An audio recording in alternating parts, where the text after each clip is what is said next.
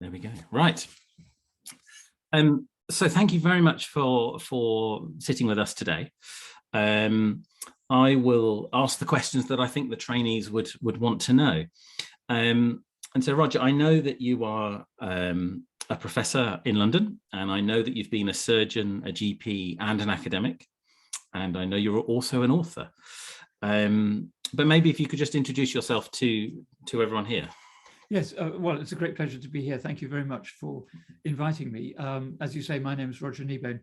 At the moment, I'm Professor of Surgical Education and Engagement Science at Imperial College London, one of the big London universities.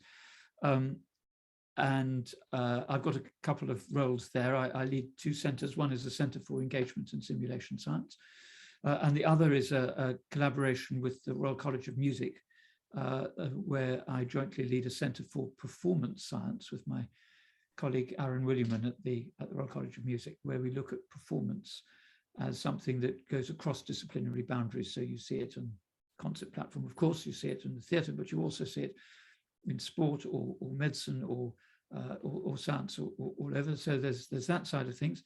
And I've also recently become the 14th Professor of Anatomy at the Royal Academy of Arts, which is a great honour. I mean, it's a historical role, but it's a very interesting one because it opens up connections, I think, between the world of medicine and the world of the visual arts.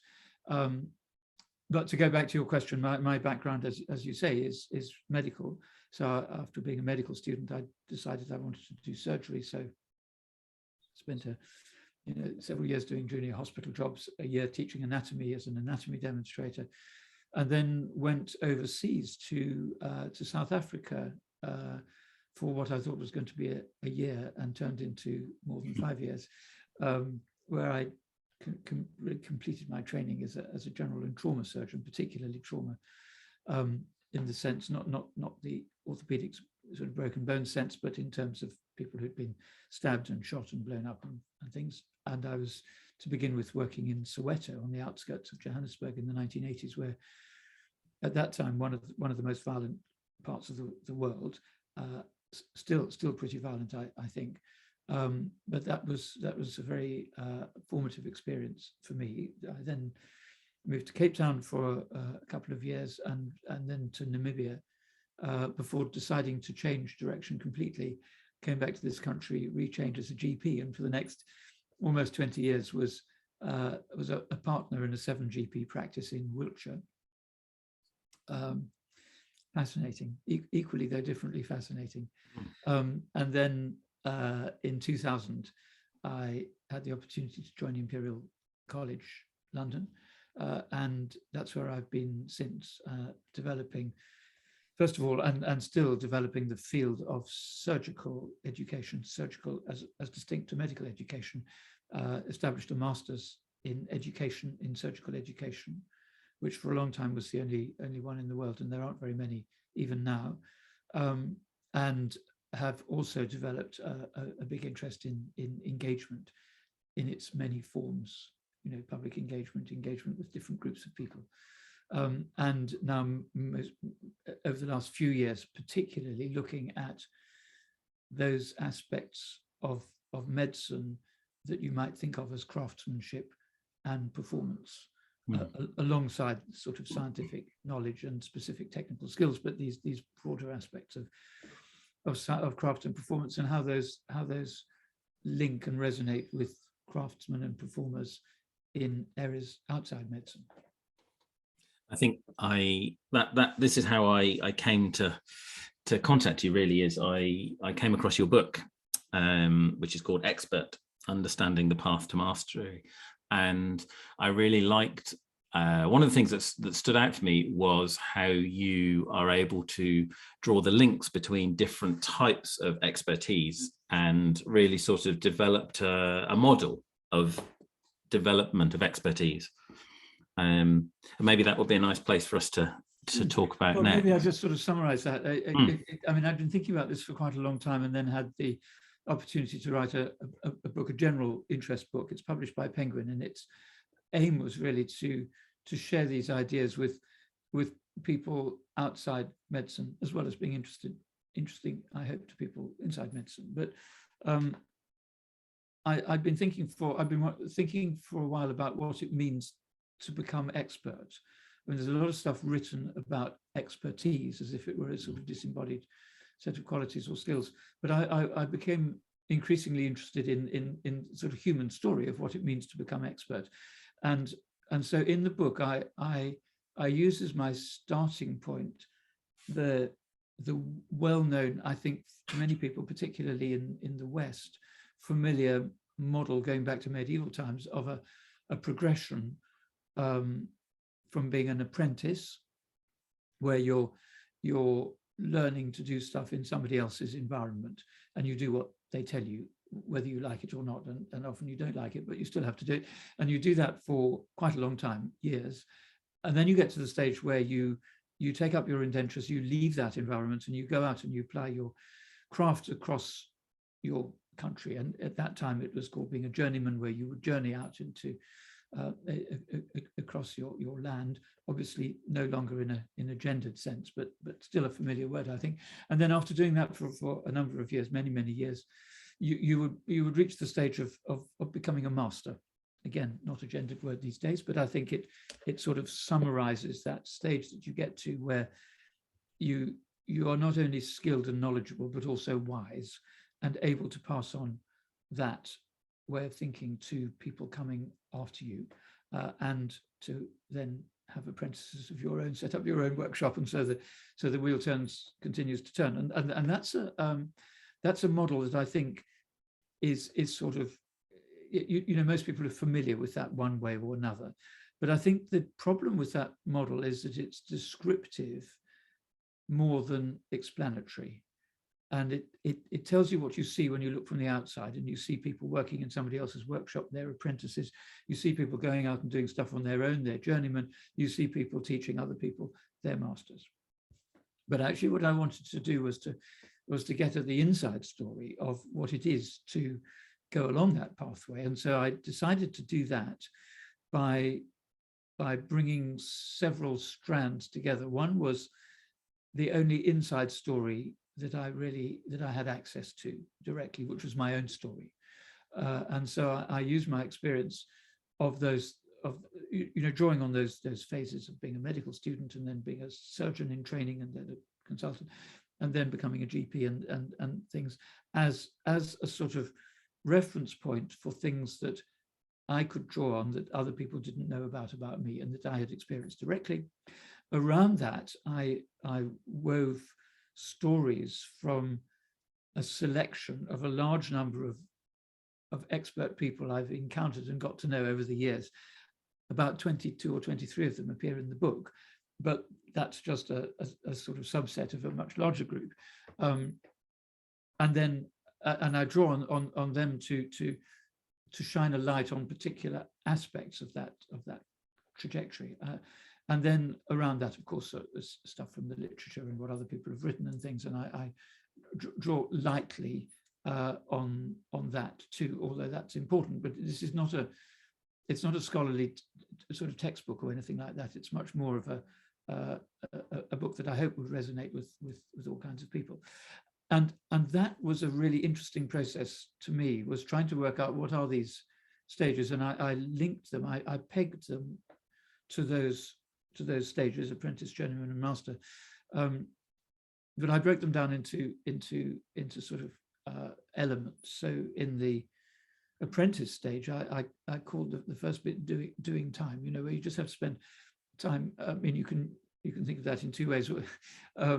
One is that you have to sort of serve your time doing it, but the other is that you're using that time you're actually doing stuff under somebody else's supervision. And a lot of that stuff is it's your experience of it at the time is different from your experience of it in retrospect, I think, or certainly it was in my case, because at the time it often seems pretty tedious.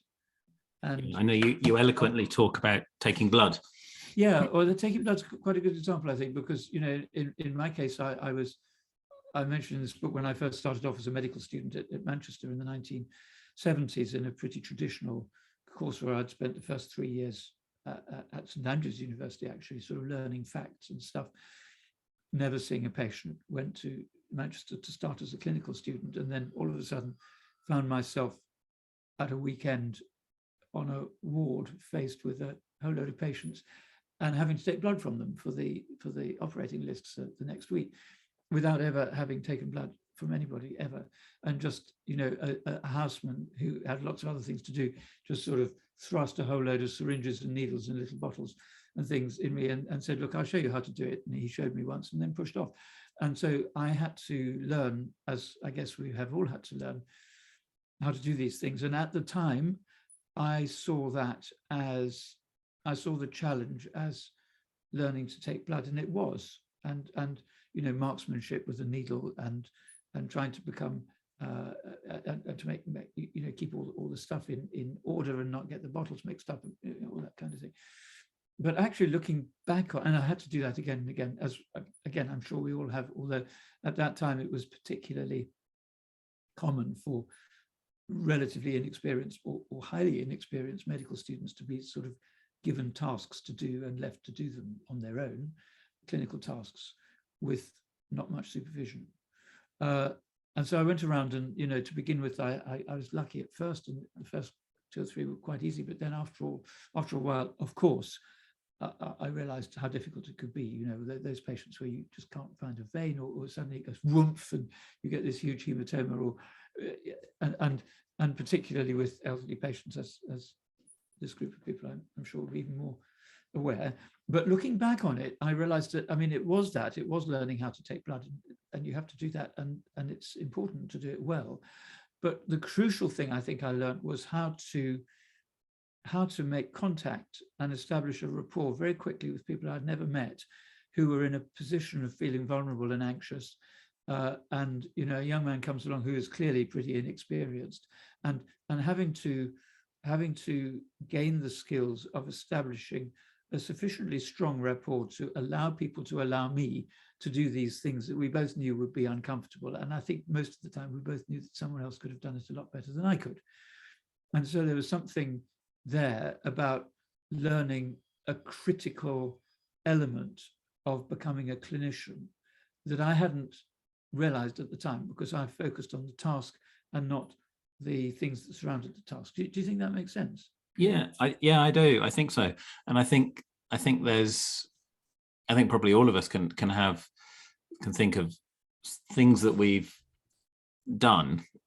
I hesitate to say learned, but done in the past. And when you look back on them, you go, oh, well, I thought I was learning this, but actually this is the skill that's come out of that. And I think that ability to gain rapport and create an environment where it's safe to be in somebody's personal space, because it's not a usual thing to get that close to someone, It's a really interesting thing, and also to be willing to do things when you know you're not as good as you should be or could be yet anyway, but you're doing them anyway. And so there's that, and I long afterwards, this business of going into somebody's personal space. One of the people I've been working with for a number of years is a hairstylist who I put into the book, called Fabrice Range, who for a long time was the head of training at the Tony and Guy Academy, so training young hairdressers. And he talked very interestingly about a surprisingly similar process where when he started off, as an apprentice, and he was sweeping up, hair clippings from the floor and making cups of tea.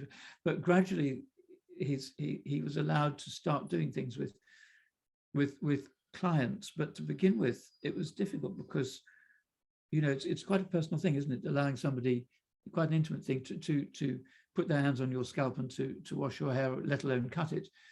But the people he was dealing with, the environment was peculiar because they were sitting in a chair looking at a mirror, and he was approaching them from behind. And so he had to develop the skills, I think very similar skills, of establishing a rapport, establishing a relationship of trust, and the confidence that would allow somebody, first of all, to approach them, would allow him to approach them and touch them, and then do not exactly irrevocable things, but things that, consequential things to them. And that was very much about learning to enter and leave somebody's personal space with confidence, but without arrogance or making unreasonable assumptions or disrespectful assumptions, but without being cringing or tentative either.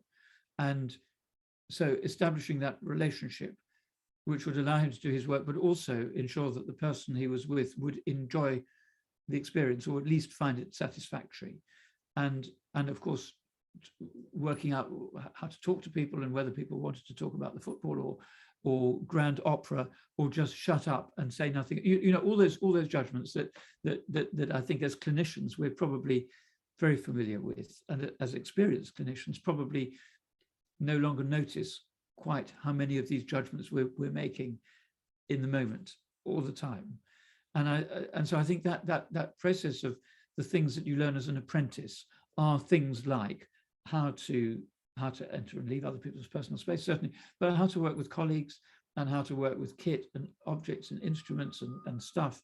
You know, all that comes together in as the sort of outcome of doing what at the time you often perceive as boring, repetitive work that you can't see why somebody else shouldn't do instead of you. But actually, you find afterwards that was an irreplaceable part of the process, partly because you need to learn how to do those things. But I think also there's something else that we often overlook, which is that actually being able to cope with being bored is really important. And so, you know, looking back on my surgical training at all those hours on, you know, hour after hour standing on the other end of a retractor where I couldn't see the business end and it was just peak bored, you know, all those things, they too are part of the mulch that your later flowers bloom, you know, grow in, I think. And so that's that apprentice stage. And then, and that lasts however long it lasts, and how long it lasts is an interesting question. Maybe we can talk about that. But I think the next stage, the journeyman stage, to me, when I was thinking about it, was fascinating, because when I went through it, or I mean, I'm still going through it in many ways, and we all are, but when I went through it at that stage of my clinical career, I don't think I noticed aspects of it which I can see now, particularly having talked a lot to magicians, close-up magicians, and musicians, and the magicians were fascinating. Some of the ones I spoke to, because they distinguished between. They talked about changing your point of attentional focus. So when you're starting, it's all about your focus is on yourself, isn't it? You know, and can I take blood, and, you know, will I pass my exams, and how much information can I cram in, and, you know, all those things. And then you pass those exams and you think, that's jolly good, and you kind of want to show off, and you think it's about you. And for the magicians, their parallel is all those years they spend on their own in front of a mirror, usually as teenagers, getting better and better and better at making coins disappear or come out of people's nostrils, or you know, doing whatever they do, often to an extremely high standard. But one of them I spoke to, I had a sort of epiphany when he said one of his mentors said, Richard, look, all this stuff that you're doing, it's just dexterity, unless there's somebody watching. And for that somebody watching, for even if it's just a split second, they believe that something impossible that couldn't have happened has. In other words, it's and he said it's not about you, it's about them. It's not about you, it's about whoever your work is for. And I think that's a critical thing, because whatever work you're doing, it's for somebody else. They may be there at the time, if they're in the audience, if you're playing the piano or doing a magic trick or taking out a sebaceous cyst under, well, you know, whatever it is, they may be there, or they may perceive your work later if you're writing a book or making a piece of ceramics or something like that. But there is, or fixing a car for somebody, but there is always an audience, there is always someone for whom your work, at whom your work is aimed. And so it's not about you, it's about them. And you've got to realize that. And when I became a GP, for instance, I realized that actually, I had these various exams and things I passed. Actually, none of my patients really gave a toss about that. They didn't care. What they wanted to know was whether I could help them with their problem. But at the same time, and I think this is a really interesting thing, at the same time, it is about you because you're moving from being a cipher in somebody else's workshop to gradually developing your own identity as someone who is not, you're not just an interchangeable geriatrician on the board of, the board on the table of loads of geriatricians. And it might be you or it might be anybody else, and it doesn't matter. No, you are you, and that is your individuality, and that is a crucial part of what you do. And that's where, to me, the jazz musicians come in, because they talk about voice, and they talk about what it is to develop your own identity after all those years of learning to play scales and arpeggios and glissandos and God knows what, and soaking up other people's repertoire, and and being able to play in any key and any rhythm at any moment, all that stuff. Those are sort of necessary, indispensable skills, but they are sort of generic skills. But actually, there comes a time when you develop into the sort of person who is instantly recognizable if somebody goes into a jazz gig or listens to you on a recording or something like that.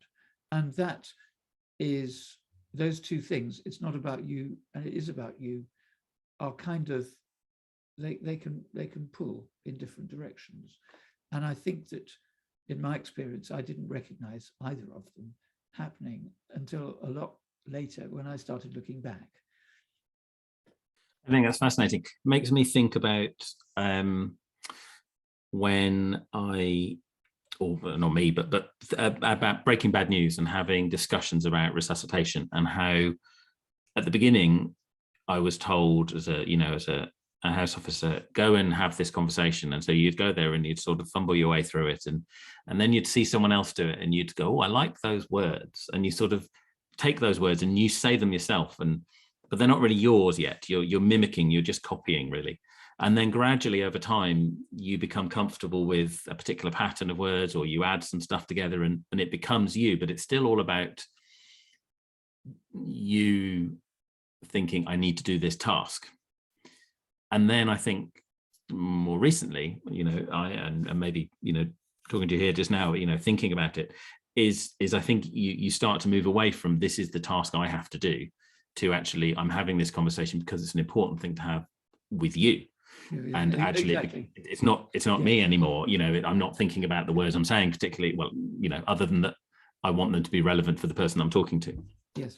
No, I think it's exactly that. And I think I do see it in terms of where you place your attentional focus, and to begin with, it's you, and then it's going out. And I think it ends up probably as being somewhere between the two of you, or however many of you are in a conversation, I think. And you become aware of what is going on in that space, I think, and how you can contribute to it and shape it, but not dominate it. And I think that comes with time. I think so. And I mean, certainly, when I became a GP, I joined, as I said, a practice of there were 7 of us, 7 principals in the practice.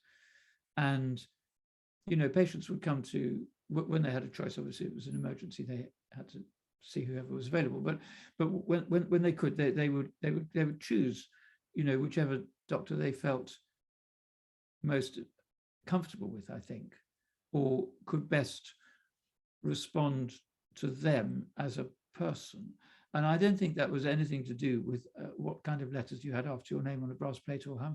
I don't think it was anything to do with that. I think it was very much a personal thing. And I don't think that is really addressed very much in medical schools. I think, and in fact, when I became a GP trainer, that was a very interesting area to explore, I think, because the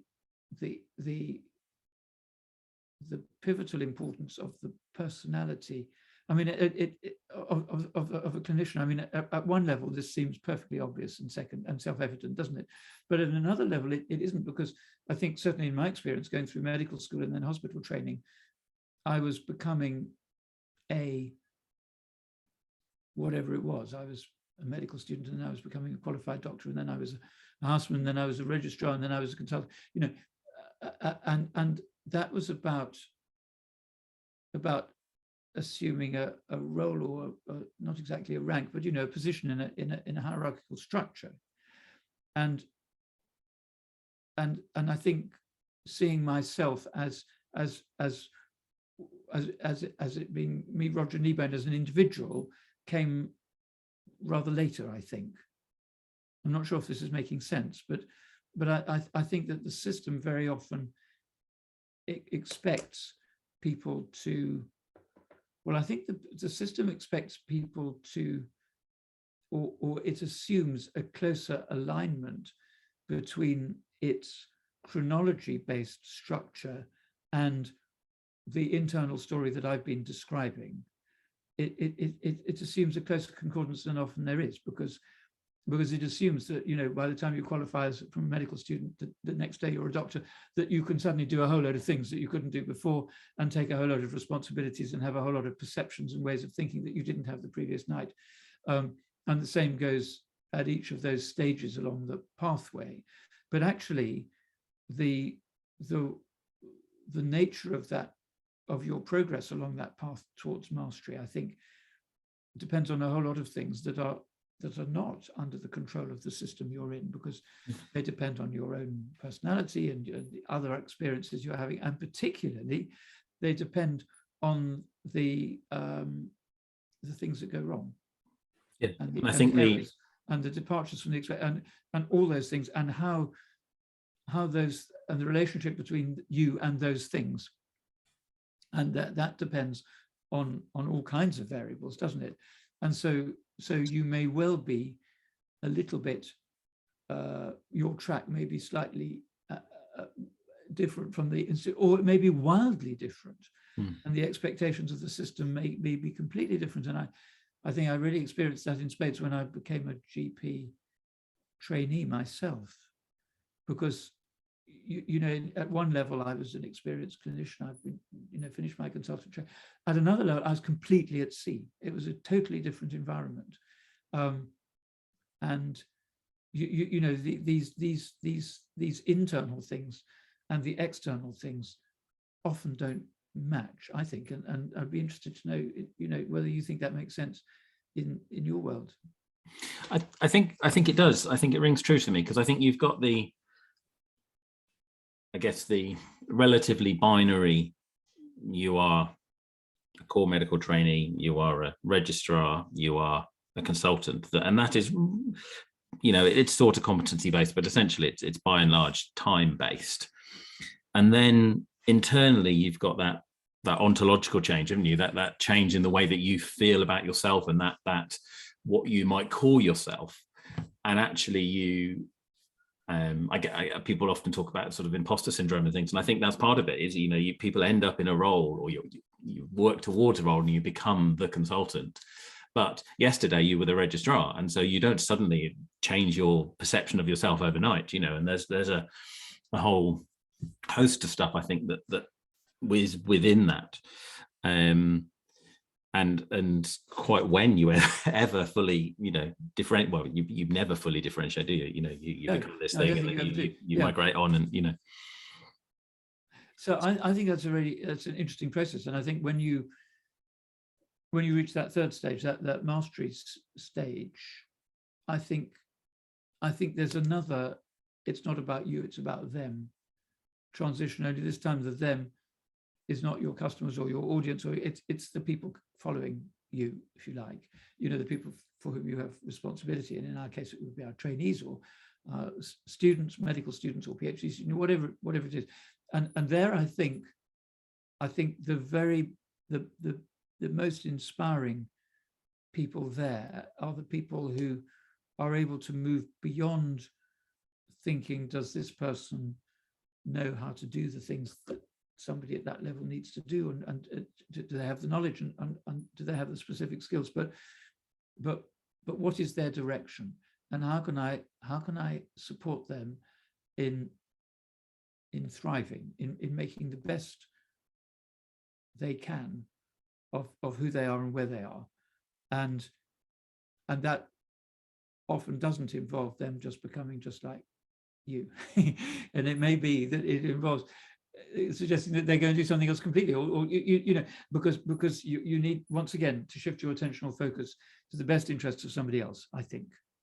And I think there is an interesting parallel. The more I practiced as a GP, the more I came to think that the primary task very often was not knowing how to fix things, but trying to work out what needed to be fixed, and sort of to articulate the problem, and to help my patient articulate the problem, because often they didn't know either. And I guess maybe you do, maybe you don't get that so much in geriatrics. In primary care, I got that a lot, because it often wasn't a primary medical problem that was exercising people. It was, I don't know, then children might be getting bullied at school, who knows what, all sorts of things. And so trying to work out what the problem was, and or what the issue was, and thinking who was the best person to help with it. And sometimes it was me, but often it wasn't. I think it's something that you see in people who've got to that stage of mastery, where they have that bigger picture of what it is to be supporting other people, which goes beyond trying to create replicas of themselves or replicas of the system that they've come up through. Yeah. So to speak. And we talked about performance. Do you think at that point, the nature of the performance changes? Because when you are starting to think about, for example, the trainees, that's more of a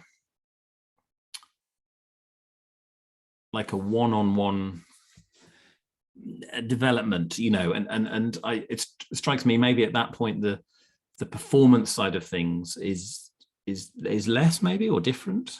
I think it's different. I mean, I'm thinking more in terms of performing than performance. You know, at the start, right, I sort of distinguish between expertise in a kind of disembodied way and becoming expert. I think there's something similar about performance and performing, because I think the human experience of performing is something that we're all doing, and you and I are doing that with one another at the moment, of course, with a larger audience whom neither of us can see. I certainly can't.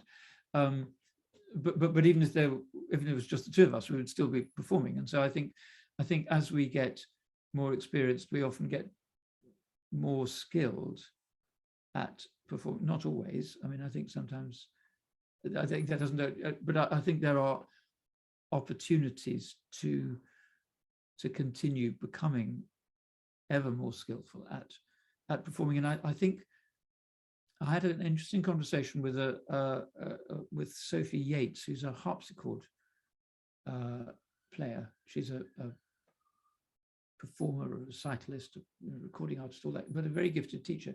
And I was talking to her about what it was to perform. And she said, to begin with, you know, she was at music college, and then she gave a recital in her early 20s at the Wigmore Hall, quite a big thing, really, on the harpsichord. And she said at that time, she was focusing on what she was playing and what it sounded like and what it felt like. And she wasn't really aware of the audience.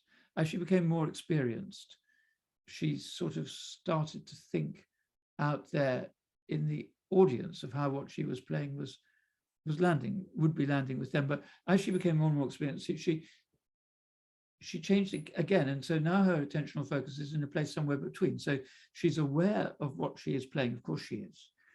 She's aware of how she wants it to land, but she's also aware of a sort of connection between her attention radiating outwards and the audience's attention radiating towards her, and of something that is happening in a space that is neither just one nor the other, but in between. And I thought that was a really interesting parallel, because I think something similar happens in a satisfactory conversation, certainly in a clinical consultation, I think. Or to me it did, where you'd feel that, you know, that sense of connection and that sense of collaborative work leading to a conclusion that is in some way satisfactory. I mean, it may not be pleasant, and it often isn't in a medical sense, is it? But you want to get it to a point where both of you feel that you've made progress and that you're able to move to the next thing, whatever the next thing is, and that it was a worthwhile encounter that has gone well.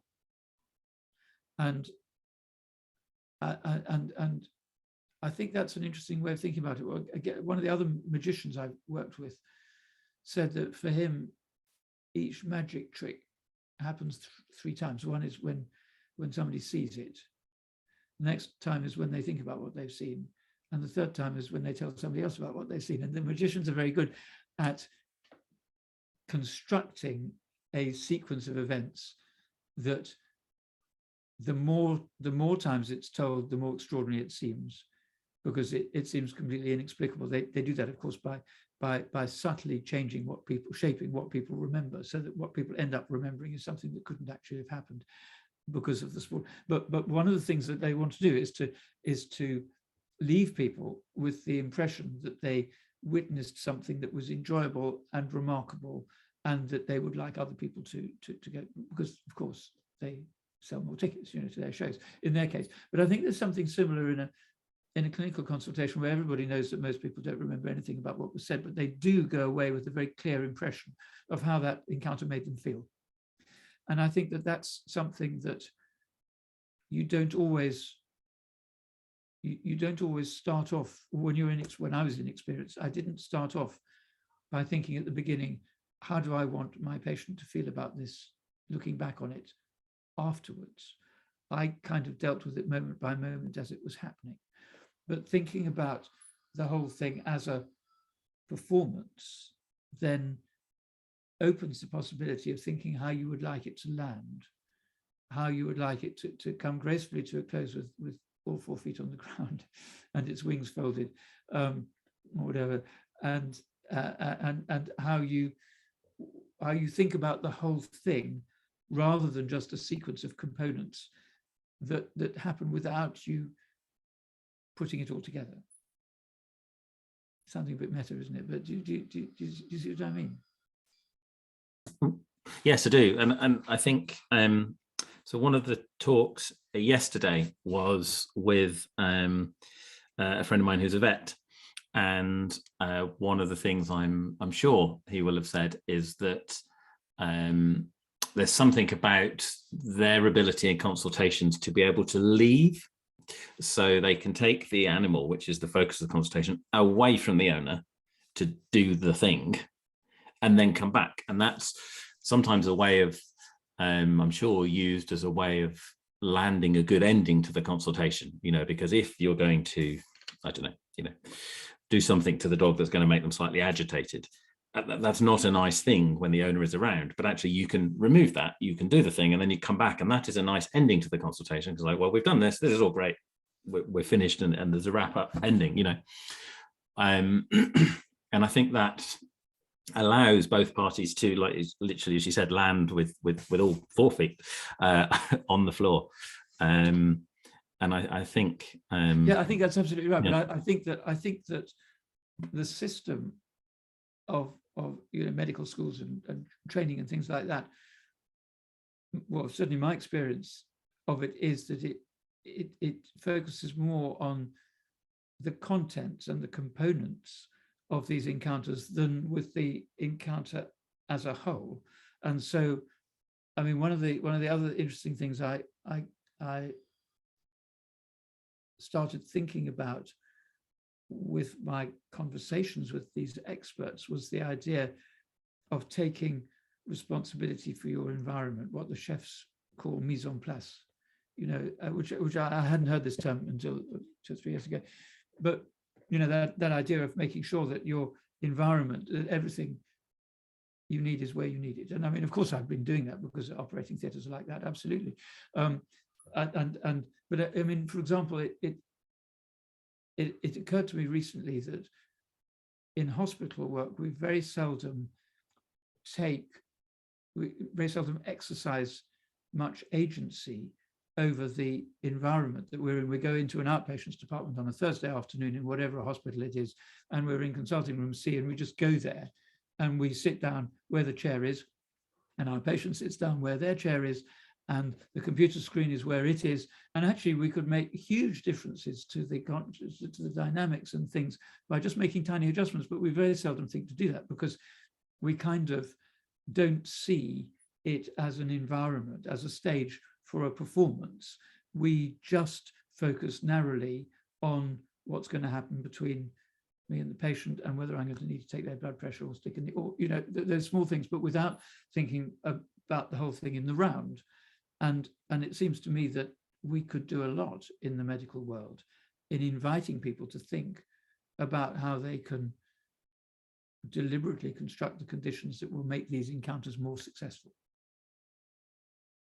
And that would be particularly the case. I'm sure you do this more than many other people because you need to account for people who have mobility problems or move slowly, or, you know, all that will come in with carers, all that kind of thing. I'm quite sure you and your geriatric specialty, I imagine, would be much more aware of that than many others, or maybe not. But I don't know. Yeah, I say we have the same thing, you know, that you get moved from room to room, and it's not necessarily ideal. In a previous life, before I went to medicine, in my gap year, I learnt reflexology for a year, and there, very much so, you know, there was a whole part of the training was about, you know, we know that green fluffy towels are more comfortable and more comforting than bright red ones, and you know that, and so you would construct your therapeutic environment that you know, maybe compared to some specialties we do a bit more, but I don't think so.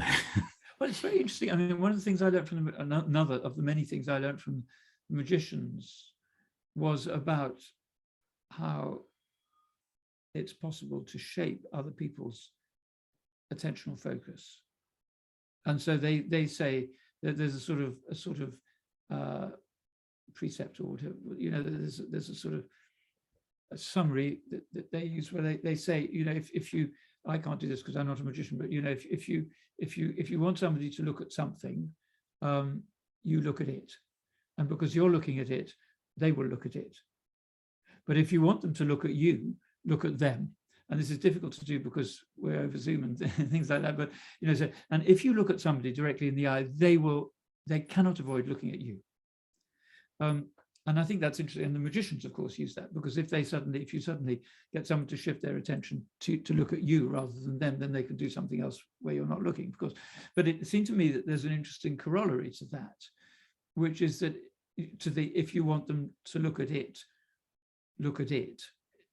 which is that if you don't want them to look at it, don't look at it. And so, you know, if somebody comes into your consulting room and you're looking at your computer, then they will inevitably want to look at your computer, and particularly if they can't see it because it's around the corner or something like that, that will be a distraction. And so if you're not aware of that when you're just organizing how things are on your desk, then you may well find that people's attention is drawn to things that you don't want them to be drawn to, because you might want to engage with them about something sensitive that you're talking about, but actually, you know, these other things in the physical setup can draw people's attention away. And if you don't think about that, you may find that you know, your consultation isn't as effective as it could be. And nobody ever taught me that in medical school, and so I had to have the good fortune to encounter expert close-up magicians to make me think of it. But it does seem to me that there are, if we think about clinical practice, or when we think about it as performing, obviously we need to think about it as the application of scientific knowledge. We need to think about it as an exercise of diagnostic or interventional skills as well. But when we think about it as performing, then it makes sense to recognize what other performers take as articles of faith and have known since day one, such as the chefs on day one at culinary school are taught. Here's how you set out your workplace. Here's where you put your knives. Here's how you make sure that the courgettes are already in the fridge, and so that you can get things when you need them. I think it's been fascinating, Roger. I'm conscious that we're coming close to time, and I guess the last thing is and it's a shame we weren't able to do this face to face, because the next speaker is someone who is in part, I hope I'm right in saying this, fascinated by stories and the power of stories and how you magnify and shrink stories to get your point across. And I think both today and in your book, which I have here, the power of stories, I think, is really there to be seen. And I think the way that you've crafted your narrative through the stories, I think is excellent. And so thank you very much for that. Well, it's been a great pleasure. Thank you for inviting me. Thank you very much.